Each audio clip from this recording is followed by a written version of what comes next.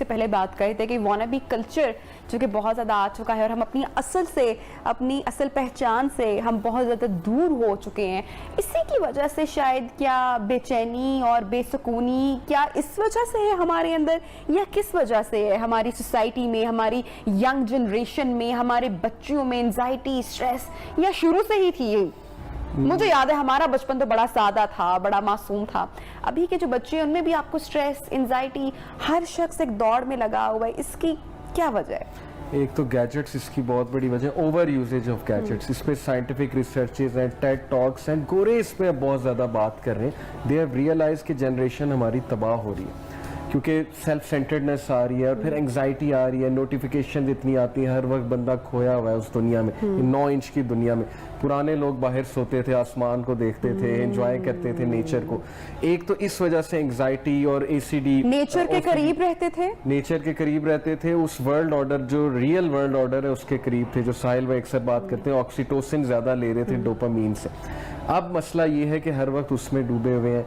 फिर stress, anxiety, OCD बढ़, obsessive compulsive disorder 14-14 साल के बच्चों में आ चुका है। फिर ये जो रिलेशनशिप्स चल रहे हैं उसमें हर्ट होते हैं बहुत ज्यादा, ऑब्सेस्ड होते हैं, किसी से दिल लगा लेते हैं, फिर वहां पे बात नहीं बनती, फिर एक और चलता, ये लूप चलता रहता है। आपने बताया गुफ्तगू में बार बार कि यूनिवर्सिटीज में भी आप सबका आना जाना है और यंग जो हमारे जो यूथ है उनके साथ आपका इंटरेक्शन है।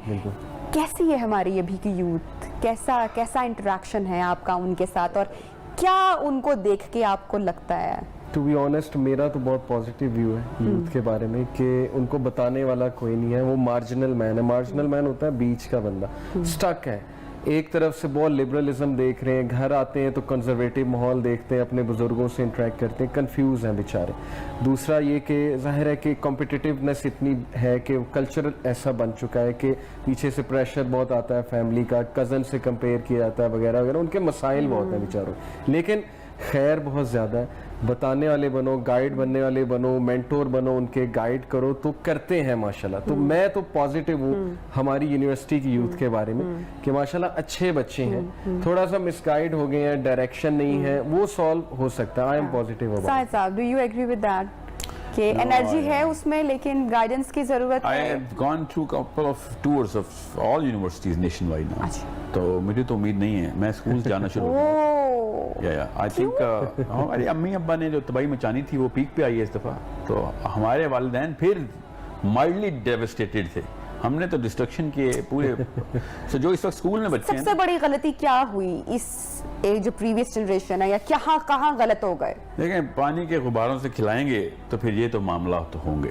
दुनिया के अंदर इन्वॉल्व करवाया हमने, उनको कोई भी ऐसी चीज़ नहीं बताई कि जो कि एवर लास्टिंग या long lasting enough, long enough for larger than at least their own life हो। सो मैं वापस यूनिवर्सिटी के पास आता हूँ। मेरी उम्मीद तो नहीं है, अल्लाह ताला ही करने वाले हैं सारे काम, हम कौन होते हैं हिदायत देने वाले। मगर मेरा काम रैशनल जो फार्मूला है ना वो स्कूल्स में, और मैं ज़्यादातर स्कूल्स के अंदर इन्वॉल्व हूँ अब, कि जो 12 साल से कम का बच्चा है उसको अभी से पकड़ लो, रादर देन वो जो 22 साल का इस वक्त यूनिवर्सिटी का स्टूडेंट फुल ऑफ एरोगेंस हो गया, rather than youth full of scepticism हो गया, रादर देन क्लैरिटी।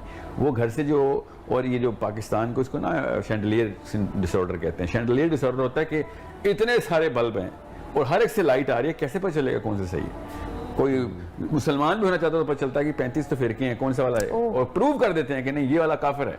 अगर ये काम ना करते तो इस्लाम में इतना मुसलमान मौलवीइज्म में इतना मसला ना आता, आपस में कॉन्फ्लिक्ट ज्यादा है। आप लेफ्ट की तरफ जाते हैं तो लेफ्ट के अंदर एक वो एंटी एस्टेब्लिशमेंट होता है, तो एक प्रो एस्टेब्लिशमेंट, दोनों एक दूसरे को दोस्त डिक्लेयर कर देते हैं। अब वो बच्चा बेचारा क्या करे, फिर वो एंड में फिर अमेरिका का रुख करता है यूट्यूब पे, और डायरेक्ट उन लोगों के पास जाता है कि यार ये सारा कुछ एक तरफ साइड पे फेंको।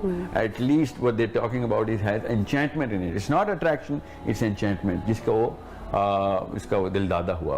वो नोबेल प्राइज की बजाय ऑस्कर प्राइज में मजबूरन गिरता है कि यार एटलीस्ट मुझे 1-1.5 घंटे का तो सुकून मिलता है ना इस फिल्म में, बाकी तो हर जगह मुझे दो की नजर आ रही है। तो वो सेडेट हो गया हुआ है, वो बेचारा मजबूरन सेडेट हो गया हुआ है। और लेकिन स्कूलिंग से पहले मेरे ख्याल से पेरेंट्स को या हम सबको या उनको अपने आप में ये कहाँ पे करेक्ट करने की जरूरत है? हम कैसे अपने आप को बेहतर कर सकते हैं, कि हम कैसे रोल मॉडल बन जाएं भाई? पिक्चर्स, 2 की पिक्चर्स दिखाएं।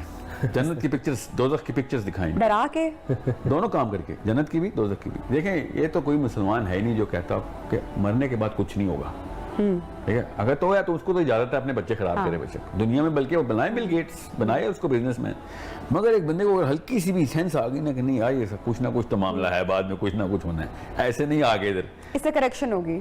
दिस दी ओनली, अल्लाह ने भी, अल्लाह ने मॉडल सिखाया है ना हमें। अल्लाह ताला ने सिर्फ 10 साल, सिर्फ 8 साल आखिरत की आयतें उतारी अल्लाह ने शुरू में, ताकि लोगों को पता हो कि मैं क्यों आगे के काम बताना शुरू हूँ।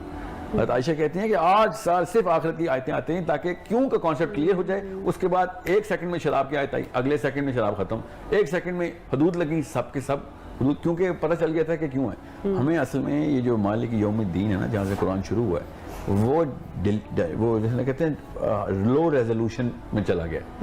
इफ दिन को सूरज क्यों नहीं नजर आता, सॉरी रात को, ठीक है, दिन को सितारे क्यों नहीं नजर आते? सोचें, इसके पीछे फिनोमेना है कॉमन सेंस का। दिन को सितारे इसलिए नजर नहीं आते, कोई और चीज उनसे ज्यादा रोशन हमारे सामने आ जाती, बिल्कुल, वरना कोई मसला नहीं सितारे देखने में। बिल्कुल बिल्कुल। So if you showing them something else, they will not see the actual truth. Last message. देखें, इट इज़ ट्रू कि डैमेज तो हुआ है बहुत ज़्यादा, बट मैं अगर अपना बैकग्राउंड देखूं, मैं A लेवल, O लेवल, फिर जीकी गया, हम सारे बहुत बुरे बैकग्राउंड, बुरे एज इन के गुनाहों की लाइफ और वो सारी चीज़ें हमने देखी है, बट हम भी तो अल्हम्दुलिल्लाह आए, किसी को सुना, इंस्पायर हुए। असल में स्पीकर्स अच्छे नहीं है हमारे पास इस साइड पे, अच्छे से मुराद है जिससे यूथ कनेक्ट कर जाए। तो अगर अच्छे स्टैंडर्ड से काम होगा तो I think damage can be control. मैं इसीलिए होपफुल हूँ कि मैंने बातें की हैं उनसे जाके, तो इस हवाले से तो मैं होपफुल हूँ।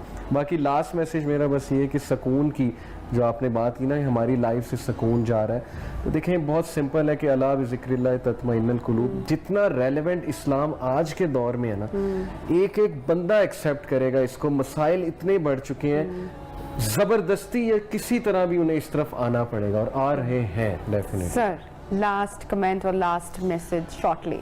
आई थिंक सुकून सिर्फ उस बंदे को है कि जो उस काम में इन्वॉल्व है, कि जिस काम का मकसद उसको पता है कि दैट इज इटर्नल। उस काम में अगर इन्वॉल्व नहीं है तो किसी और काम में वो बेचारा बेचैन है। बिजनेसमैन क्यों बेचैन है? वरना तो बिजनेस मीटिंग में उसको सुकून होना चाहिए, नहीं अगली चीज का मसला आ गया उसके ज़हन में। सो सुकून जो है ना, I think the most active people are in the finest state of soul and mind and body, जो कि उनको सुबह जल्दी उठना सुकून है। दिन को 11 बजे तक सोना सुकून नहीं होता। सुबह जल्दी इसलिए उठते हैं कि मेरे और काम करना है अभी। When you know that you have achieved the clarity in your vision is very clear, तब आपको नींद नहीं आती। फिर आप 2-3 घंटे बाद उठते हैं और लोग समझते हैं पता नहीं कितने साल से सोया हुआ है, इतना एनर्जेटिक होता है। Thank you so much for joining us आज के हमारे शो में। आई होप आपको प्रोग्राम अच्छा लगा होगा। फीडबैक भी दीजिएगा। अपना बहुत सारा ख्याल रखिएगा। अल्लाह हाफिज।